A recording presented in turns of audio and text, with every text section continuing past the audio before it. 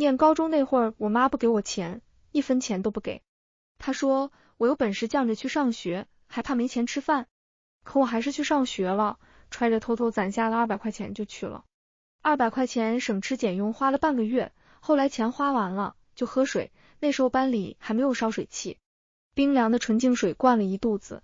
秋天天凉，感觉胃里都结了冰，一摇晃都能听见胃里的水声。我就那么饿了3天，14岁的年纪，饿了3天，看见人都想啃2口，路上的草都得揪住尝尝味。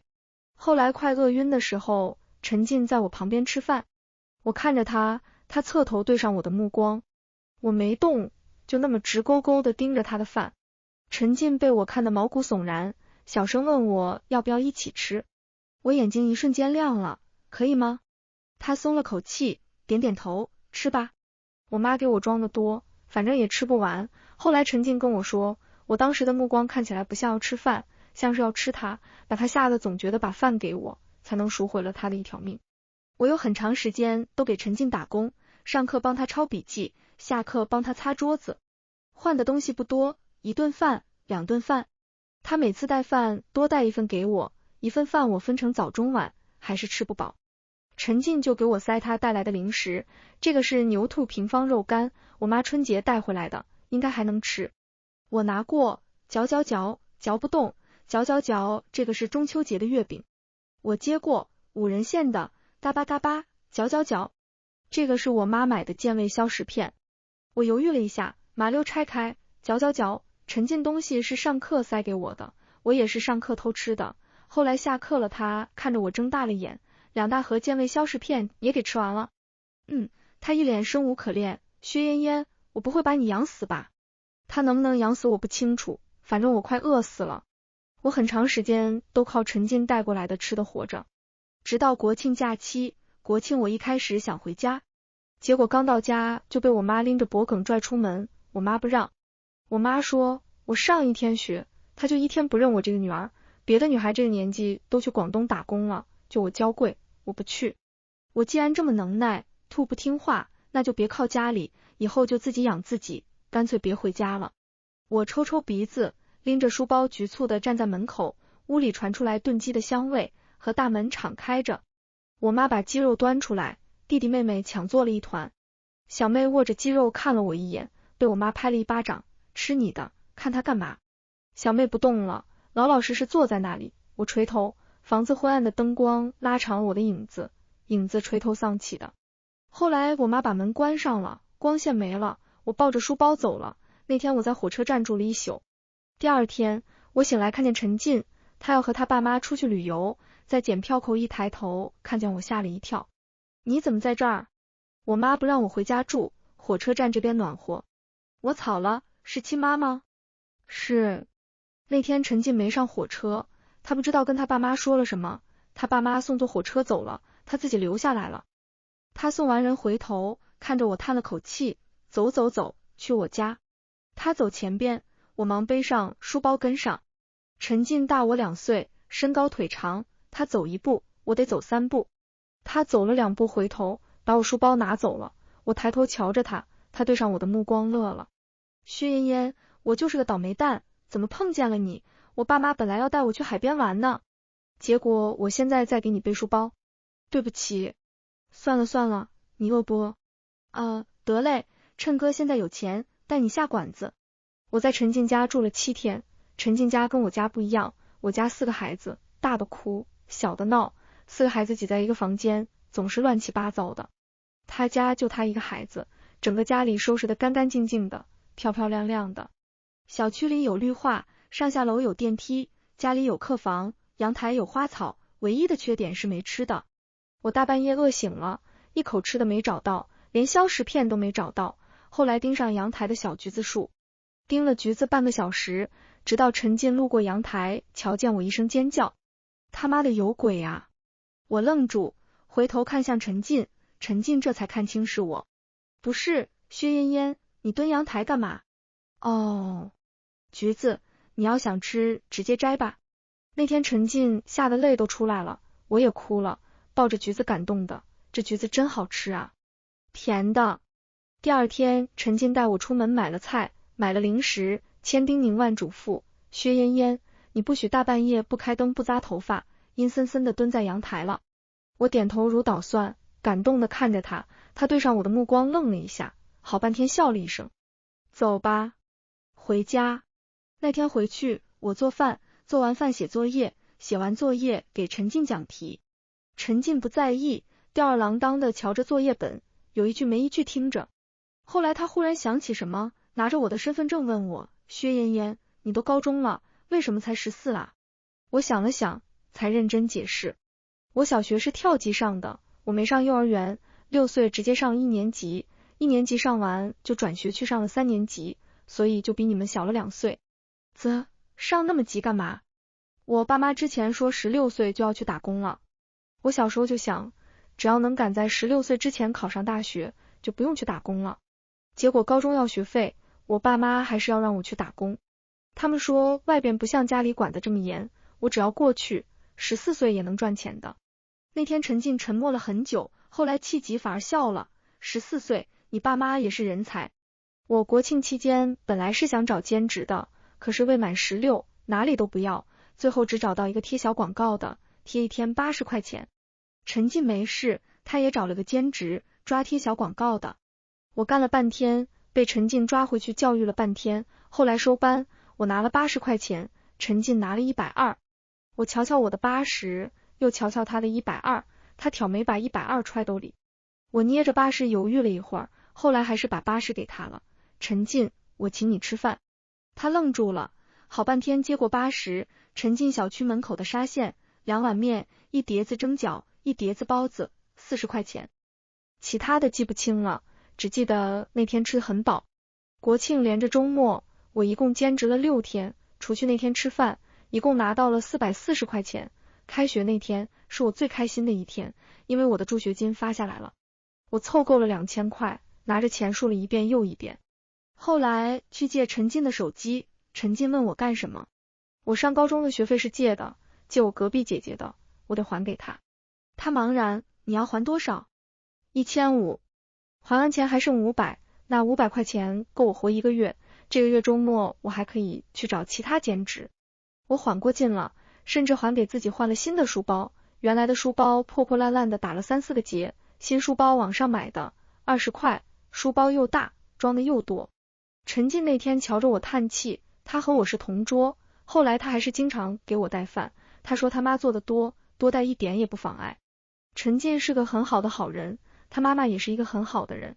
因为国庆开学后，陈静给我带的每份饭里面都有煎蛋，那种特地煎好后撒上小葱花的煎蛋。后来的一个周末，陈静问我，你这周回家吗？我摇头，我妈不让。那正好，下午收拾一下，去我家。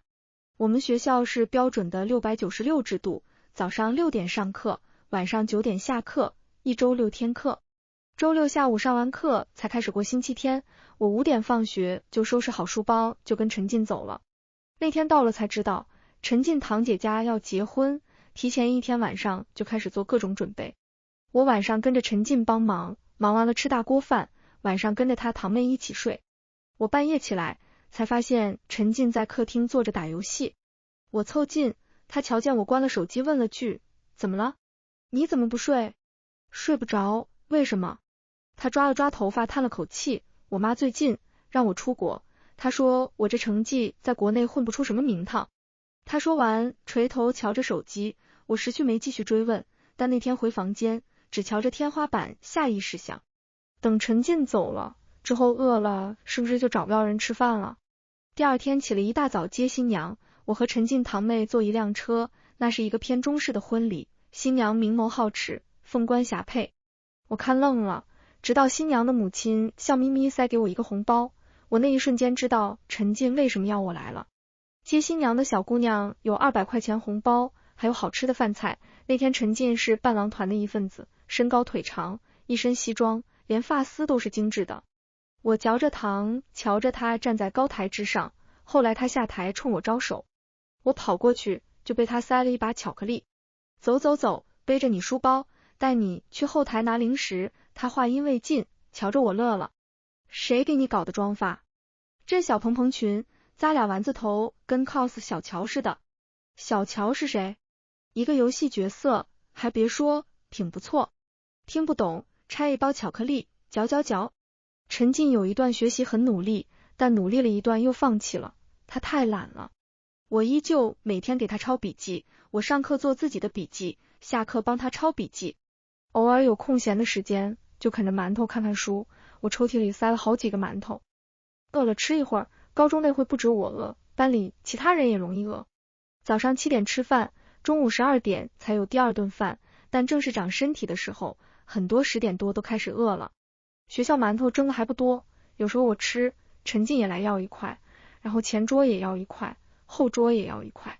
后来习惯了，我掰一块，剩下的馒头就往前传一圈，最后到我手里变成几根辣条，或者是半包干吃面。高中的生活是忙忙碌碌的，忙着写题，忙着刷试卷，各种练习册总是写不完的。日子过得很快，元旦过了不久，我高一上学期也结束了。虽然要过年了，但还是回不了家。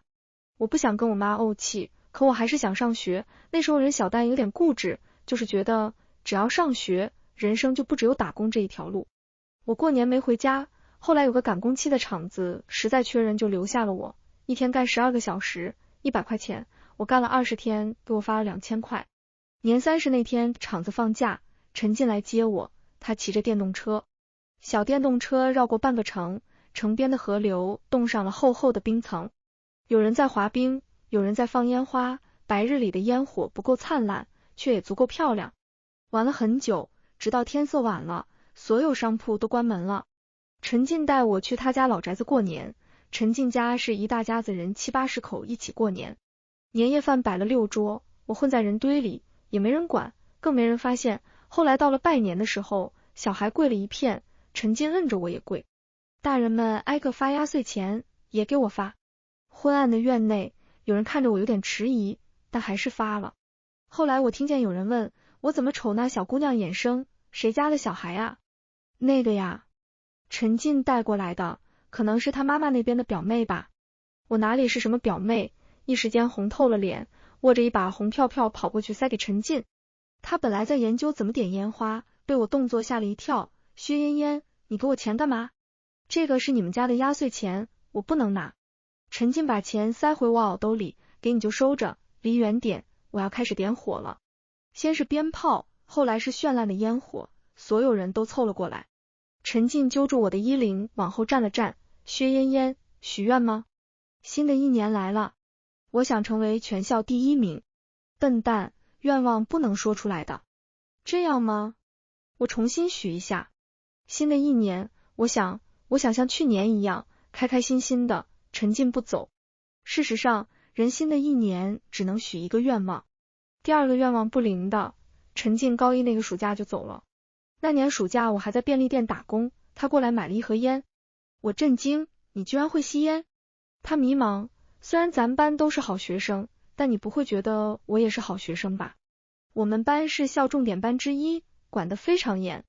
为了班级风气，几乎所有人都是考进来的，而陈进是我们班唯一一个被安排进来的学生。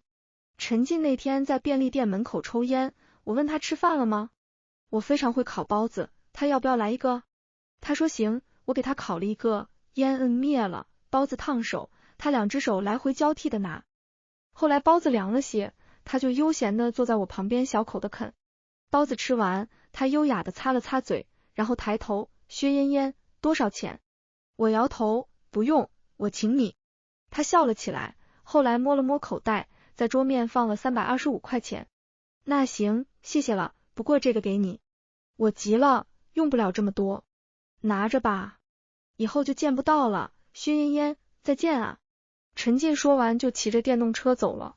我茫然的瞧着那钱，好半天才反应过来，陈进是真的要走了。好久，感觉有一点难过，可能是因为以后没人给我带饭了。我高2那1年都没什么事，平时上课学习，偶尔有时间就去找点能干的兼职，找不到就找个图书馆刷题。人只要能吃饱饭，就总能活的。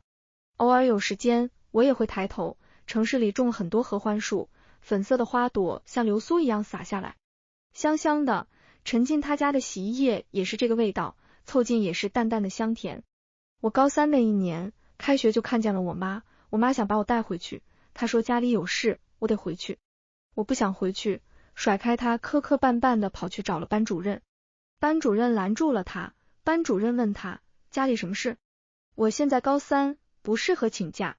我妈最后什么也没说出来，狠狠地瞪了我一眼。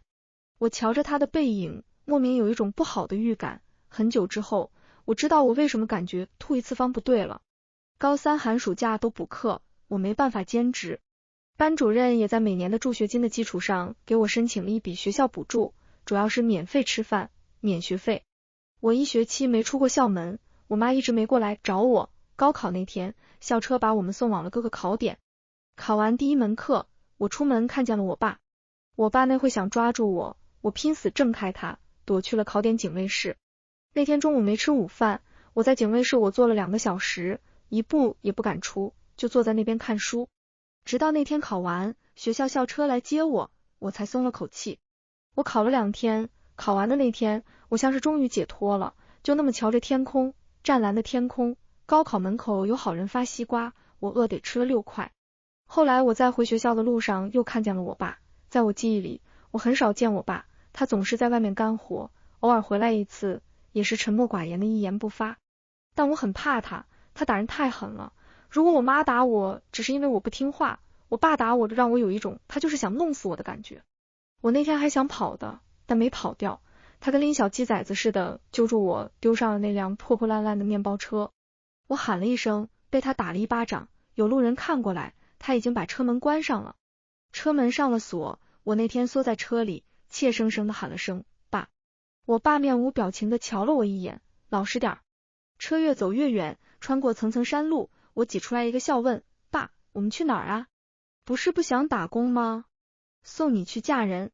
嫁人？我茫然瞧着车窗外，车驶向深山，窗外是密不透风的林子。我爸妈很聪明，高3毕业了，学校不会再管我了，即使我失踪，也不会有人因为我消失报警，再折腾找我了。我那天问了一个我好奇很久的问题，爸，我是亲生的吗？那为什么你和我妈都不爱我呀？他呸了一声，没良心的东西，爸妈养大你不容易，你家里有弟弟妹妹，你是老大，你不嫁人，家里哪来的钱供你弟弟妹妹吃饭上学？我上大学能给你们赚更多钱。别想那事儿，上了大学回不回来都不一定。那天车停下，我格外听话，听话的进屋，听话的陪笑，乖巧看着别人对我评头论足。后来有人给了我爸10万。我在山里老老实实待了半个月，天天早起做饭。后来有一天我起了一早，4点多，天暗暗的。我顺着山走最密的林子，家在北方，我往南走。追我的人以为我会往家里走，但我没回去。我揣着2馒头，没日没夜往南走了4天。后来有2个来爬山的游客，他们瞧见了我。这一路上，我想过我会死，但我最后还是活下来了。那2个人本来想把我送去警局，但路上我忍不住小声问他们有电脑吗？他们问我干什么？我说要查分，他们愣住了。后来那2个人收留了我，他们说一个刚高考完的学生不能是坏人，而且就算去警局，大概率也会被送回家，不如在他们家住2个月，到时候去上大学了就好了。那是一对青年夫妻，开了自己的公司，他们姑娘5岁，很乖，叫圆圆，我在那里就帮他们带孩子。他们双休，周六周末有时间就带着我一起出去玩。后来暑假一半的时候，他们说要出国谈合作，准备带着圆圆一起去看看，问我8月要不要一起去，可以帮他们照顾圆圆。我一瞬间目光亮了，办了护照，顺利拿了旅游签证。下飞机后，他们要去忙，我抱着圆圆去找了陈进。陈进的地址我知道，我没有手机，他之前给我写过信，信上说了。但那天我敲了敲门，陈进打开门的一瞬间，我愣住了。他衬衫扣子扣了一半，腹肌若隐若现，脖梗还挂着口红印，他看见我懵了。薛嫣嫣啊，哦，是我。我抱着圆圆，而他身后一个穿着漂亮蕾丝睡衣女人走了过来，一口流利的英语问陈进，这是谁？陈进一咬牙，我老婆带着我女儿来看我了。我呀。他说我呀。我吓得抱紧了我怀里的圆圆。我怀里的圆圆也懵了，吃的冰激凌的都不敢吃了。那女人蹙眉，你不是18岁吗？我们亚洲人结婚早。女人蹙眉一甩袖子走了，留下我跟陈进。陈进看了我一眼，一把把我扯进门锁上的门掌，吐了一口气。圆圆到了屋里，就闹腾着下来自己转悠。我瞧着陈进，忍不住开口，我是不是来的不是时候？不，太是时候了。陈进红着眼眶，看起来都快哭了。嫣嫣啊，你哥差点被人强上了。哇哦，强制爱薛嫣嫣。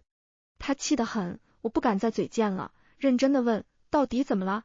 我谈了个恋爱，我就是没想那么多，他给我表白，我同意了，他今天就说过来坐坐。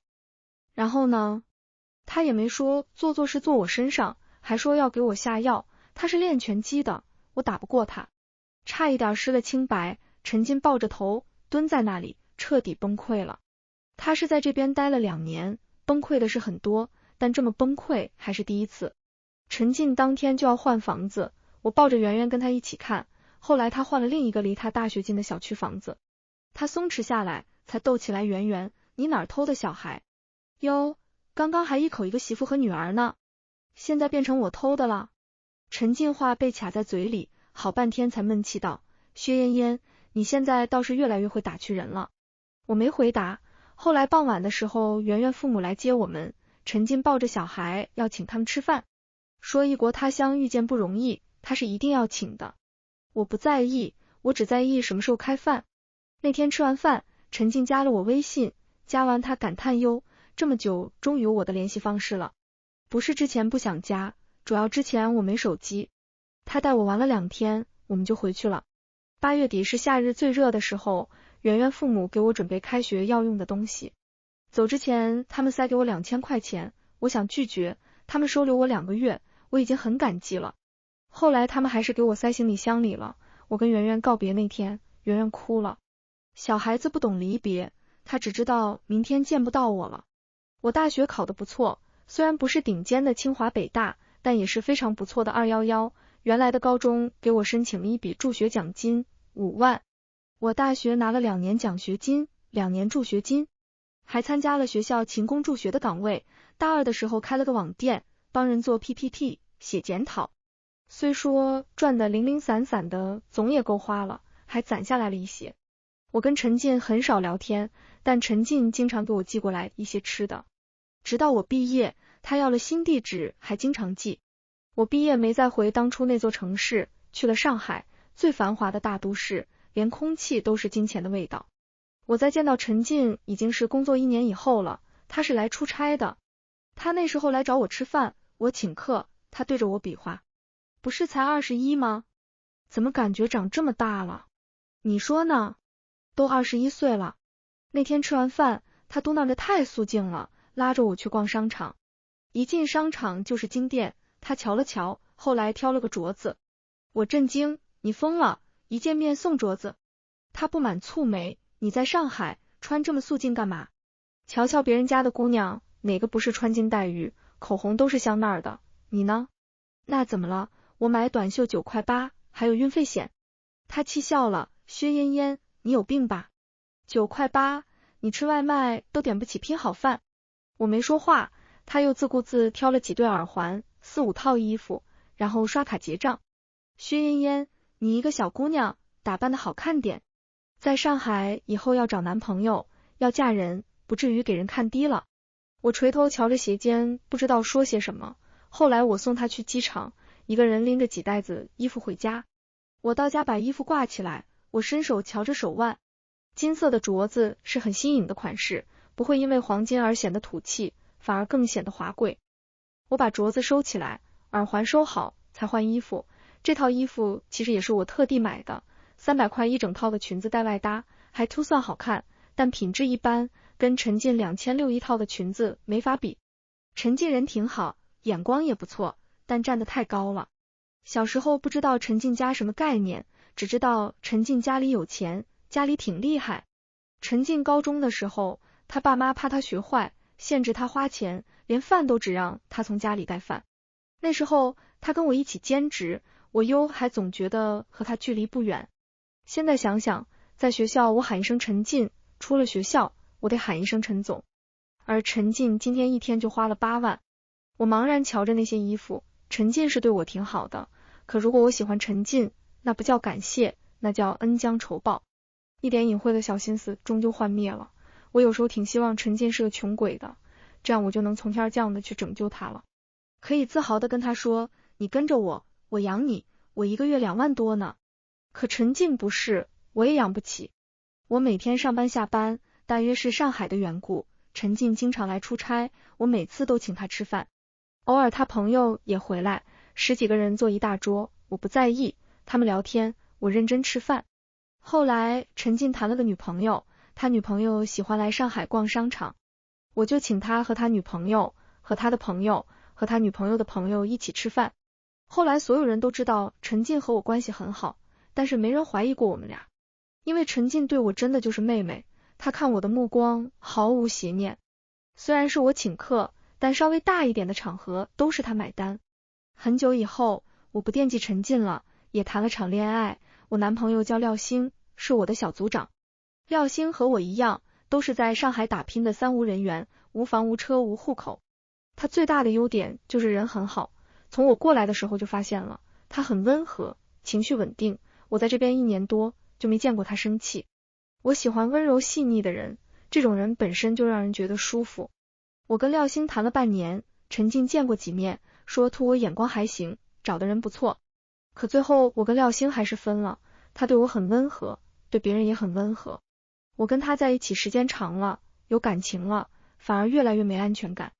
我们性格不合适，在一起也累，后来索性就分了，我也辞职了，从上海辞职去了深圳。陈进给我打电话安慰我，别太难过，恋爱就这样，分分谈谈，总能找到更合适的。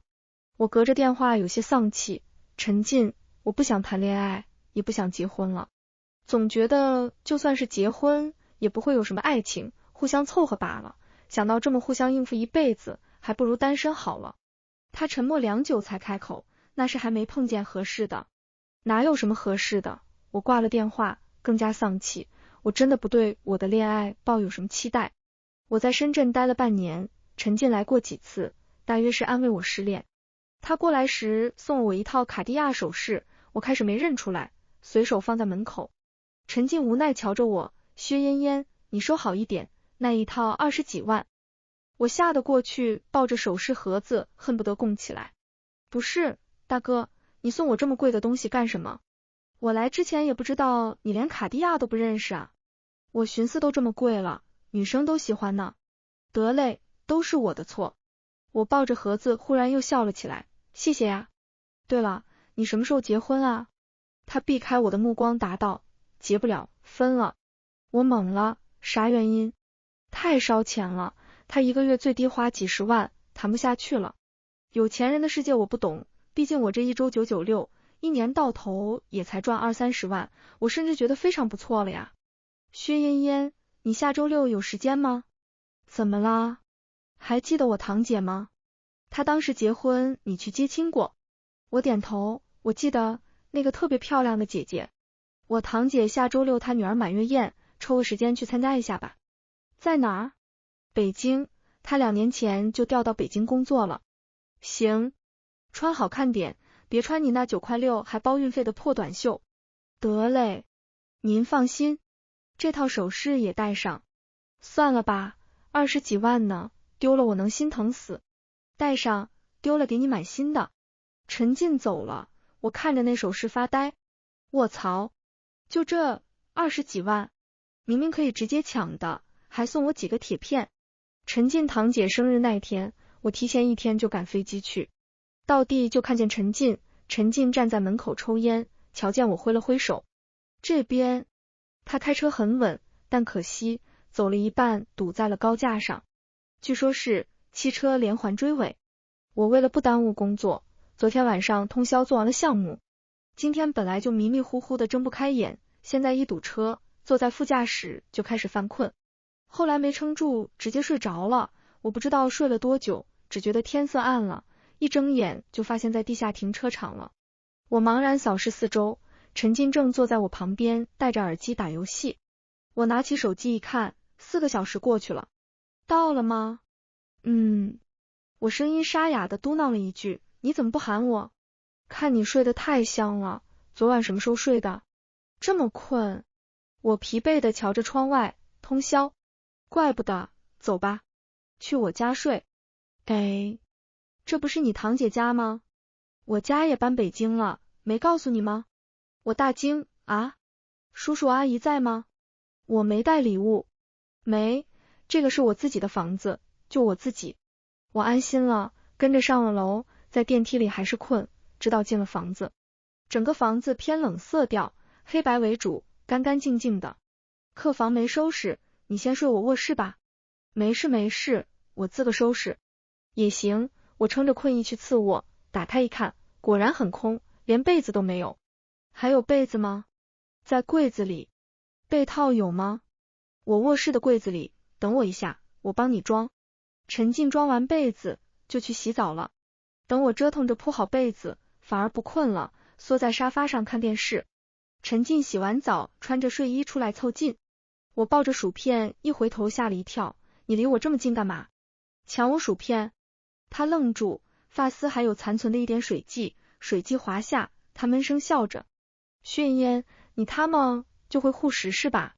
哼，护食怎么了？我拿着薯片嚼。陈静在沙发旁拿了凳子坐下，别动啊。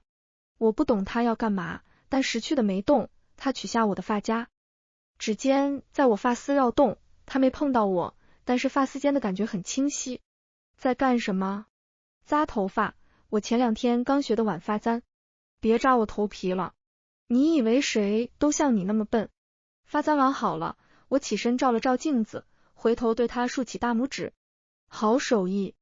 宣烟，去换上那身旗袍，我一会儿带你出去吃饭。哦，我衣服换好了，月白的旗袍配套的是一双镶钻的尖头高跟鞋。我对着镜子走了2步，这衣服真适合扭起来。我对镜欣赏好半天，直到外面起了脚步声，我喊了一声，陈进，帮我拿一下那套卡地亚。但话音刚落，我听见一道尖锐女声，陈进，你屋里的是谁？哪个小婊子勾引的你？我就知道你跟我分手肯定不只是因为钱，我明明之前花你那么多你都不在意的。方田，出去，我们已经分手了。我不出，我倒要看看你屋里是谁。我要的卡地亚你不给我买，你买给别人，出去。但陈进没拦住人，卧室门打开的一瞬间，方田懵了，你房间里的人呢？我刚刚明明听见有人说话的。方田打开衣柜没有，床下也没有，门后也没有，一圈都找过来了，居然都没有找到我。方田气呼呼走了。陈进锁了门，进房间，打开一道不起眼的小门。我缩小门后，拎着鞋快哭了，吓死我了。陈进气笑了，小心把我拉下来。薛嫣嫣，你躲在空调外机上干什么？我也不知道，但是方田一进来，我感觉我像个偷情被抓包的小三，躲起来才对。我和方田分手了。我拎着鞋泪眼婆娑着说，对呀，我跟你也没关系呀，为什么我要躲起来？谁说没关系啊？我真是小三啊！闭嘴，我分手了，你也单身，哪来的第3个人？我迷茫，挂机的大脑里不清这一切。陈进不解释了，叹了口气，走吧。去哪儿？我重新订了一套巴宝莉，比较适合旗袍。为了第2天周岁宴，陈进又带我做了头发。折腾了很久，回屋又是半夜，我困得睁不开眼。走了一半，被他揪住了后领半滴溜着，直到回了卧室。我去次卧，又被陈进滴溜回了主卧。他悠悠叹了口气，次卧床是坏的，你睡我房间，我睡沙发。哦，我锁了门，睡熟了。睡到半夜，我忽然惊醒，打开门，走进沙发，陈进瞧见我，迷迷糊糊地问了一句，你怎么还不睡？我挠头，陈进，你白天那话什么意思？那一瞬间，陈进也惊醒了，黑暗中，他瞧着我，好半天才答道，没什么意思，我随口说的。我吐出一口浊气笑了，吓死我了，我刚刚忽然反应过来，还以为你白天那是跟我告白呢。我起身想走，但刚站起来被他拉住了手腕。薛嫣嫣，我站住，没回头，也没说话。薛嫣嫣，次卧床没坏，我就是想让你睡我房间。哦，我垂头瞧着地面。薛妍妍，我不是那个意思，我没想和你那什么，我只是一想到你睡我房间，我就会莫名其妙开心。一想到明天醒来能看见你，我就开心，我感觉你在这儿，不是以客人的身份。陈进，你不想和我一起睡？我低头瞧着他，他愣了一下，下意识反驳，我不是，那一起睡呗。他定住了，好半天我听见他笑了起来，薛妍妍，你这么聪明，你早知道的对吗？不是啊，你又没说，我怎么知道？只是见面次数太多了，我就在想，有没有一种可能，你也有点喜欢我？那你为什么要谈恋爱？为什么还要把男朋友介绍给我？你怎么能欺负我？薛妍妍，不能连你也欺负我，你也有女朋友啊。他不是，我什么也没做，我不喜欢他，我那时候都不懂喜欢是什么，我只是害怕要谈恋爱的那种感觉，想试试能不能摆脱。陈进，我特别喜欢你，别躲，不怕。那天宴会结束了，我已经很多年没见过陈阿姨了。陈阿姨瞧见我的一瞬间就认了出来。薛妍妍是吗？阿姨是我。好久不见，阿姨您现在气质也是越来越好了。陈阿姨笑了，其实陈进随他妈干干净净的长相，眉目间带了点傲劲。陈阿姨问我什么时候有时间去家里吃饭，我笑得开心，阿姨，当初谢谢您的饭菜和煎蛋了。哦，那个煎蛋我差点忘了，那个是陈进煎的，他似乎觉得自己做煎蛋丢脸，还不许我跟别人说。妈，你们在聊什么？陈进走近，勾住我的肩膀，陈阿姨瞧了瞧他，又瞧了瞧我，最后笑了。有时间把人带回家吃饭，小姑娘还惦记当初的煎蛋呢。陈阿姨走了，陈进懵了，好半天，侧头蹭了蹭我的发丝。薛妍妍，我回头踮起脚，勾住她的脖子，凑过去亲了一口。她脸红透了，你干什么，流氓？你不喜欢？那我下次不亲了。喜欢。陈进拉着我，在无人的角落，喘息之间，他抱住我。薛妍，我怎么没早点跟你谈恋爱呢？早点不行，那会没钱，纯饿，你就算脱光站在我面前，我也只会想我中午去哪整点饭。他闷声笑了起来，下巴压在我颈窝，手指与我十指相扣。我爱你。番外一，陈进日记。陈进很少写日记，他从来不知道写日记的意义是什么，直到后来出国了，他翻看自己的日记本。9月1日，天气晴。高一开学的第一天，调座位了，我的同桌瘦瘦的小小的，套在不合身的衣服里。他说他叫薛妍妍。9月15日，天气阴。薛妍妍看起来要饿死了，我把自己的饭分给他了。老妈说我要学着做好事，这应该算是好事。9月18日，天气小雨。今天开始下雨了，薛妍妍饿得吃了2健胃和消食片。我本来是怕他今天吃撑给他拿的，毕竟我把家里所有能吃的都给他带过来了。结果他还是没吃饱。9月19日，天气小雨。我妈夸我最近会学着做家务了，说我把家里东西都收拾了一遍，干净多了。哈哈，事实上我只是把家里所有能吃的都给了薛妍妍，但我妈开心就好，我挺怕我妈生气的。我初中的时候打架斗殴，吸烟泡网吧，有很长一段时间我爸妈都觉得我学坏了。为此，高一他们就把我塞进了重点高中，我妈每天待在家里教我学习。他们停了我所有卡，不给我1分钱，只能每天带饭去学校，我没钱给薛妍妍买零食，只能给她多带点饭。我妈问我为什么带2份饭，我小声解释，太饿了，1份饭不够。我不敢跟我妈吵架，我现在如果跟我妈吵架，不只是我会饿肚子，薛妍妍也要饿肚子。她本来就瘦，再饿几天就该饿死了，所以我不敢跟我妈吵架，而我妈觉得我乖多了，而我只想哭，我为什么小小年纪就要养薛妍妍啊？10月1日，天气晴。在火车站捡到了薛妍妍，这大约就是我的命吧。国庆节爸妈在海边玩，我在家里听着薛妍妍给我讲题。10月2日，天气晴。薛妍妍找了个兼职，我怕把人弄丢了，索性也找了个兼职。初秋还热得很，她贴了半天小广告脸都晒红了，我把她抓回来歇了半天。那天晚上，他举着80块钱要请我吃饭，一句话给我干愣了。那感觉就像我养了没几天的小孩，居然也要说报恩了。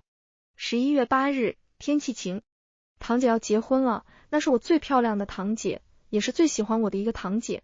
那天堂姐跟我说，我带来的小姑娘蛮可爱的，出门要下楼梯，怕她摔跤，一直扶着她走。我听得想笑，那小蘑菇一样的人也会扶人。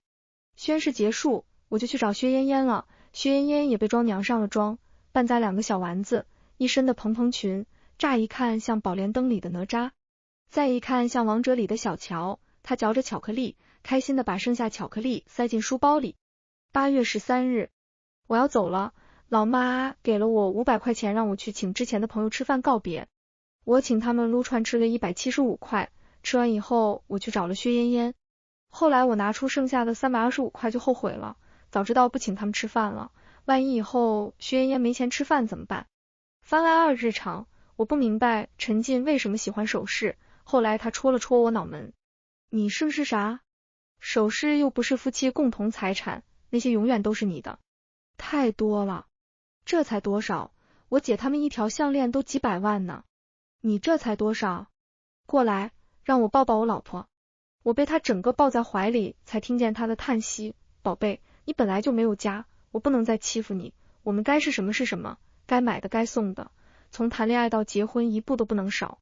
你不想戴就放在那里当摆件，但我不能不买。好肉麻，宝贝儿。